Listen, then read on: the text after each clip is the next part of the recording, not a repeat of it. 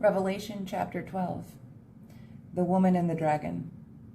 A great sign appeared in heaven, a woman clothed with the sun, with the moon under her feet, and a crown of 12 stars on her head. She was pregnant and cried out in pain as she was about to give birth. Then another sign appeared in heaven, an enormous red dragon with 7 heads and 10 horns and 7 crowns on its heads. Its tail swept 1/3 of the stars out of the sky and flung them to the earth. The dragon stood in front of the woman who was about to give birth so that it might devour her child the moment he was born. She gave birth to a son, a male child, who will rule all the nations with an iron scepter. And her child was snatched up to God and to his throne.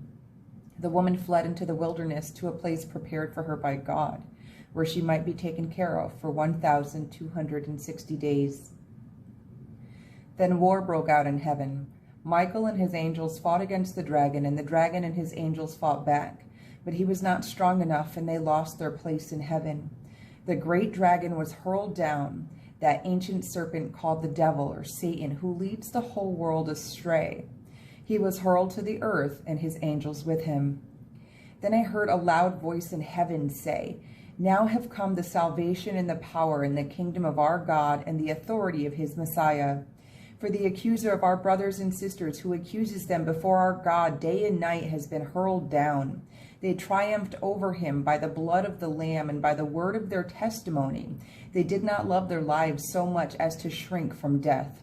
Therefore rejoice, you heavens, and you who dwell in them. But woe to the earth and the sea, because the devil has gone down to you. He is filled with fury because he knows that his time is short." When the dragon saw that he had been hurled to the earth, he pursued the woman who had given birth to the male child.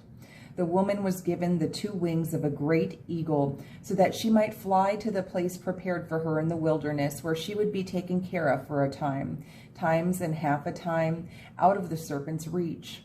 Then from his mouth the serpent spewed water like a river to overtake the woman and sweep her away with a torrent.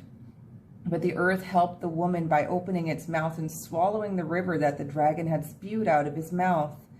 Then the dragon was enraged at the woman and went off to wage war against the rest of her offspring, those who keep God's commands and hold fast their testimony about Jesus.